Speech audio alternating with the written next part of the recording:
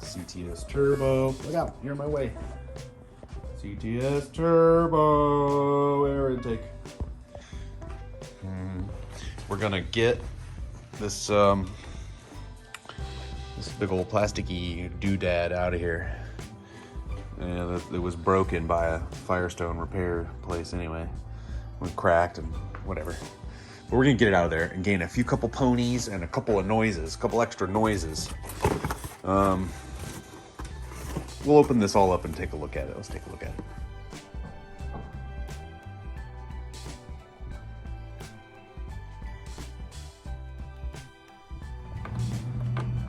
Got our T25 and we are working on getting the air box out. There you go. I believe once those last two screws are out, we can actually take the top of the air box off.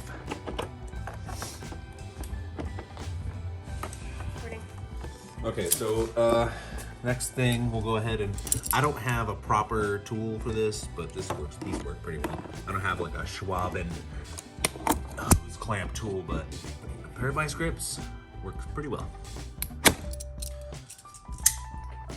Okay, that's loose. We can now pop that out of there. And I think, oh, okay. And we got that disconnected. All of this, yep, the whole top's loose, but we gotta unhook this hose right here. Oh, there we go, and we gotta unhook this. The sides, there we go. Actually, it wasn't bad at all. Then we're gonna take this off. Bam. Whoa. Can I touch that? Yeah, that's the air filter, the old air filter, the factory one. Actually, it's probably not even the factory one. I've had it replaced once. This one looks not all that dirty. Okay, so now down in here, we gotta take this screw out. You wanna do that? Oh, yeah. It's that screw right there. Is that the right size? Yep. There you go.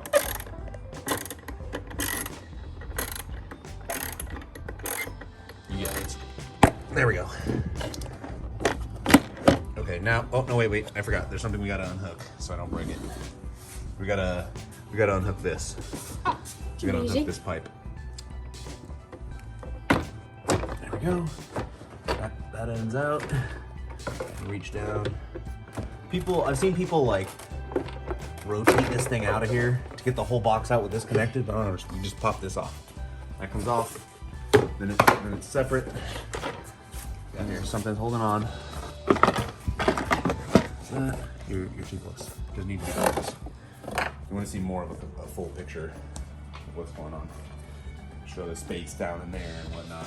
We use the T20 in here and here to remove this doodad that I have put tape on and weird stuff on. Let's go ahead and get this extra piece of hose off here too.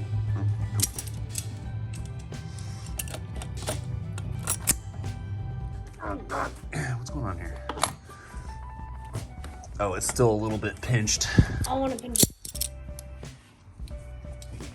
Pinch it and then try to get that whole piece of metal to move away from where it's pinching on the bottom.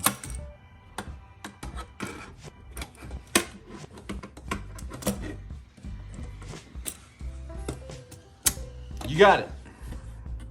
Now pull the other hose away from it. Well, actually that might be good. Yeah, there you go. Yeah, sit that with the other stuff. Now we're gonna have to take this one out. What is that? Is that another? Yeah, it's another, just a bigger star bit. Okay. T, whatever. There's another hose clamp on the back of that. Try to get it. Oh, did I get it? On the first try? It's not coming off. This was a real pain in the water. And it's off, and it's full of grease or oil. We're replacing it with. Oh, these parts? Yeah, this will be the replacement part, I think. I think it's that one. One looks different. Yep. So yeah, the first thing we're gonna do is put a clamp on here and snug it down a little bit so we can put this down over our turbo inlet opening. Turbo inlet? Yeah, I guess that's what that is. It's hard to reach down in here and actually tighten this bottom one. So you got to really think about your clamp positioning so that you can. So it was easier for me to plug this in before I set this down in there. And worth noting, this clamp, in order to fit over that lip when the hose is jammed all the way down there, it has to be basically all the way backed out. So I backed it out all the way, let it fall down on there, stuck the tube in there, and positioned them on this side so I could reach in there to tighten it down. And that's what I'll do now. We are reattaching. I think you're about good there, bub. And I'll make a couple of little adjustments at the end. We gotta start putting the tray in there too. We don't wanna tighten any of that stuff down until we've got it all basically in there. And because we wanna be able to wiggle it around for space a little bit. Now we are assembling the little new airbox thing. Need some help there to get that one through? It's bent. Oh, it's fine. Here. Get your hand back there. Well, let's see how we get this thing in there now. My air thing in. Grab these. I'm not sure exactly what the point of that rubber is. I thought it would have been to seal against the hood, but I don't see how that's possible. It's lower than the battery and lower than everything, so this part might touch to it. Yeah, whatever. Okay. All right, well, getting ahead of myself because I should not have put that bolt in because this needs to go on there and then that needs to also hit on there. So backing that bolt back out, putting this tube in, putting the bolt back. Now on this part, just made sure to slide it in deep enough where I can feel my clamp go over that little nub. All right, so I'm a dumbass. All it really needed was a little bit of oil on the O-ring, and then it went over there. So I broke the bracket off of that thing by accident for no good reason, but whatever. I don't know. It's not obviously broken just by looking at it. I don't care. Still looks pretty cool. And it is now time to start it. Make sure I don't get a check engine light. Let my son rev at the engine a bit so we can get some sound clips. Hey doggies.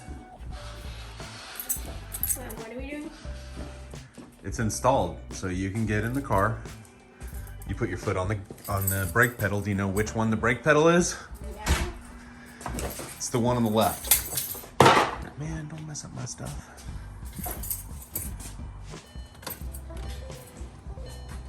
Trying to keep further than that. There you go.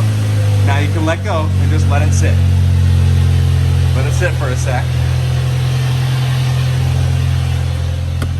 Here, you turned my blinker on too. You were spazzing out in there. Man, this thing's loud.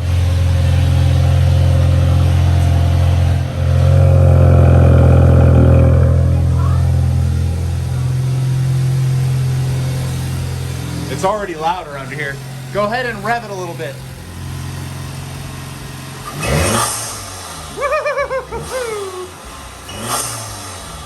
Hear that? Go ahead. Don't hold it down though. Just do the little pulses, okay? It's a long pedal, a really, really long one.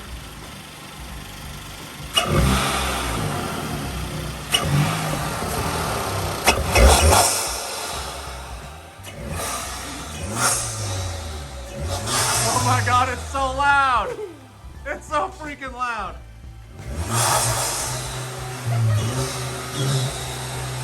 All right, Max, that's good. Good job. Now, we start to drive and I notice I have a check engine light. Car seems to be running fine, but I did let the kids rev the ever-living turds out of it, so maybe that's why, I don't know.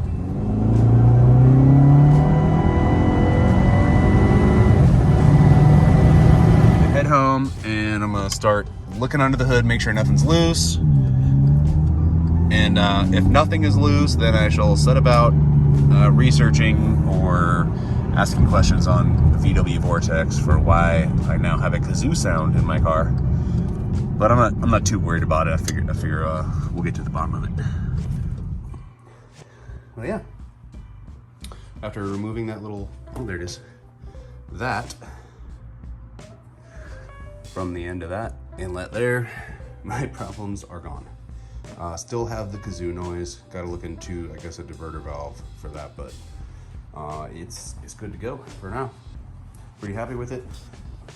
I want to try to mount this somehow, but I'm not gonna worry about that for now.